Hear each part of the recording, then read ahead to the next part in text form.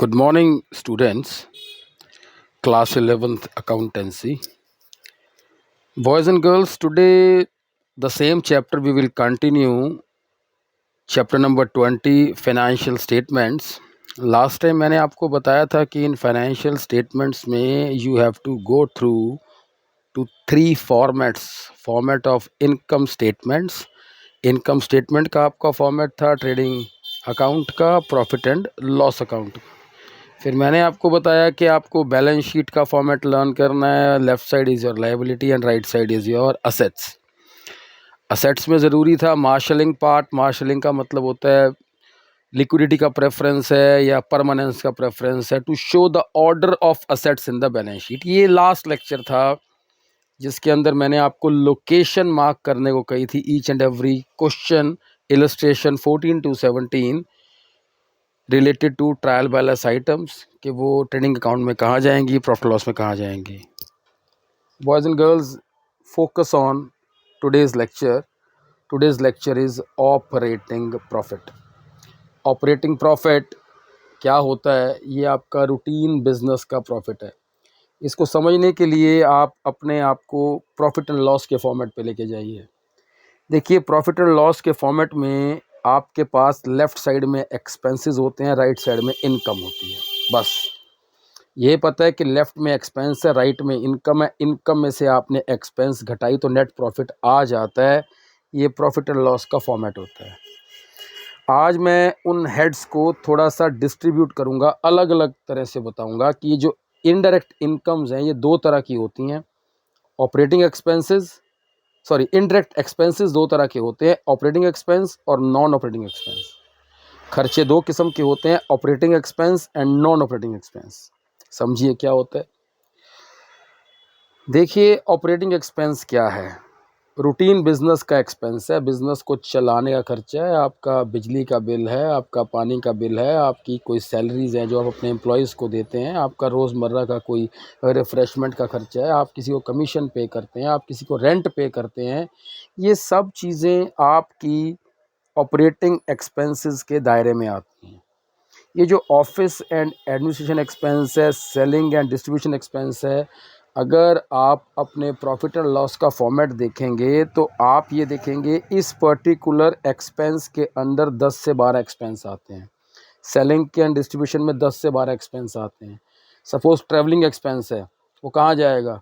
वो यहीं आएगा. एडवर्टाइजमेंट यहीं आएगा, सैलरी यहीं आएगी, रेंट यहीं आएगा, डिस्काउंट अलाउड आ गया, बैड डेट्स आ गया. ये जितने भी तरह के खर्चे हैं ये आपने प्रॉफिट एंड लॉस के फॉर्मेट से इस पर्टिकुलर हेड में पढ़ने हैं. तो ये जो हेड है वो आपको ये बताता है कि ये ऑपरेटिंग एक्सपेंस है, बिजनेस के रूटीन बिजनेस को चलाने के खर्चे हैं. दूसरा हेड है नॉन ऑपरेटिंग एक्सपेंस, जो आपके बिजनेस के रूटीन सर्कुलेशन से रिलेटेड नहीं है. इसमें क्या लिखा है मैं बाद में बताऊंगा. आप ट्राई टू अंडरस्टैंड मैं समझाना क्या चाह रहा हूँ.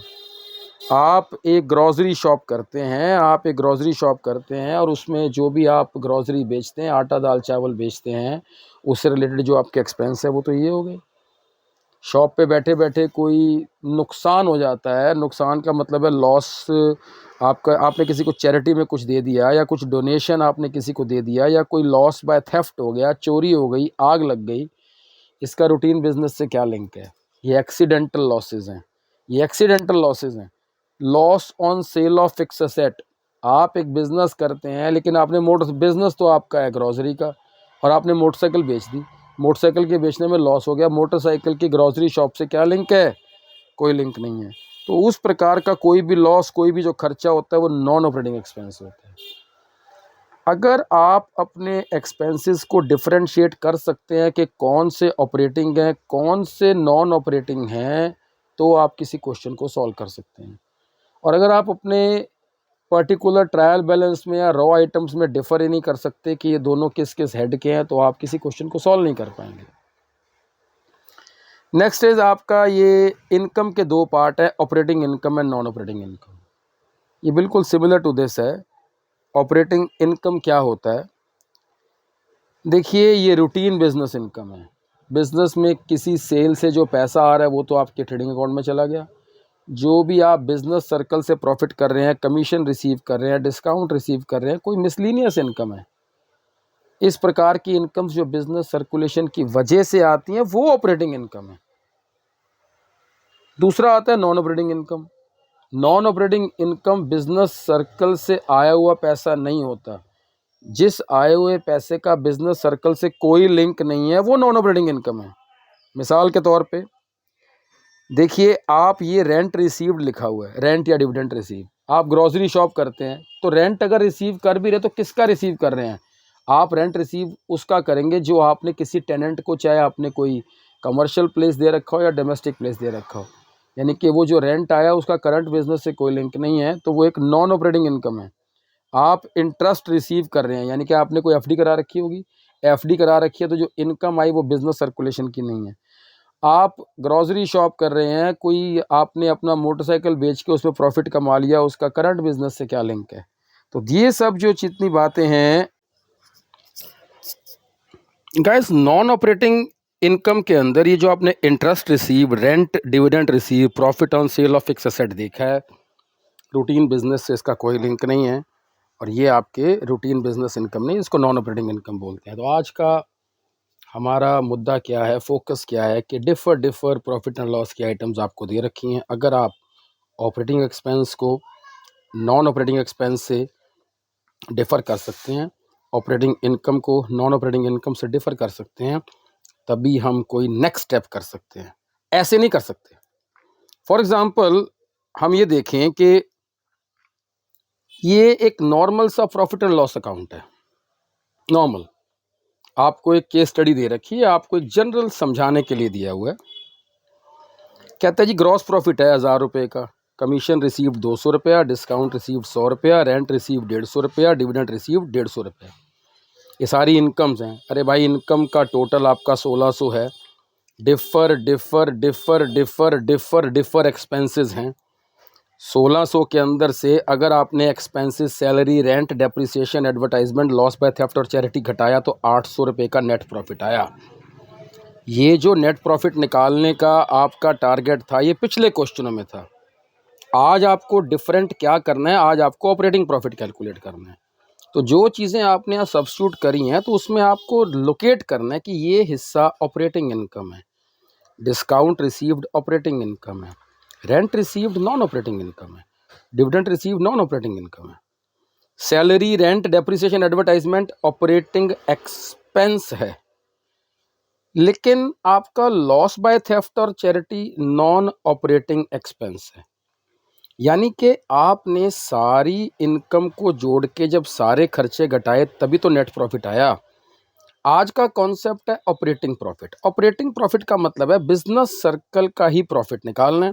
बिजनेस सर्कल का प्रॉफिट निकालने के लिए आप इस सर्कल को देखिएगा।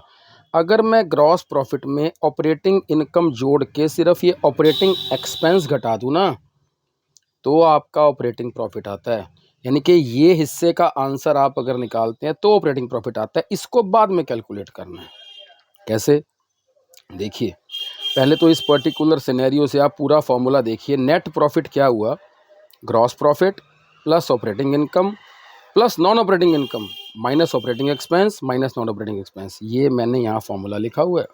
दोबारा से देखिए, ग्रॉस प्रॉफिट जिसके अंदर आपने इनडायरेक्ट इनकम्स जोड़ी, इनडायरेक्ट एक्सपेंसेस को घटाया।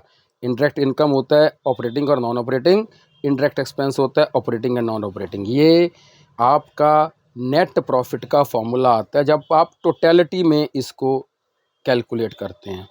मैं इस पर्टिकुलर फॉर्मेट के दो हिस्से करूँगा, यानी कि मैं इस पर्टिकुलर हिस्से को अलग कर दूंगा ऊपर वाले से और इतने हिस्से का आंसर रखने का अलग निकालूंगा। इतने हिस्से के आंसर को इसमें ऐड करके जब अलग से निकालूंगा तो आंसर फिर से 800 आएगा।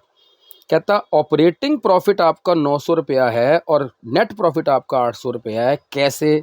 इसका नेक्स्ट सेक्शन देखिए। मैंने इसको अलग अलग कर दिया।